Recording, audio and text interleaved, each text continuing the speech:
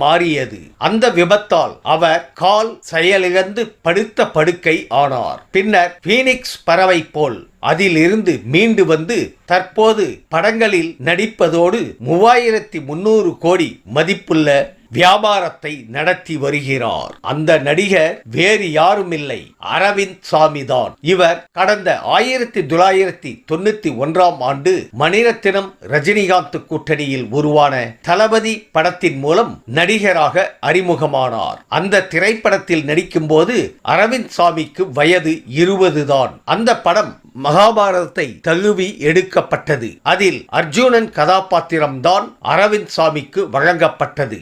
அந்த கதாபாத்திரத்தை திறம்பட நடித்து முதல் படத்திலேயே கவனம் ஈர்த்தார் அரவிந்த் சாமி. தளபதி படத்தில் அரவிந்த் சாமியின் நடிப்பால் இம்ப்ரெஸ் ஆன மணிரத்னம் அடுத்த படமே அவரை ஹீரோவாக வைத்து இயக்கினார்.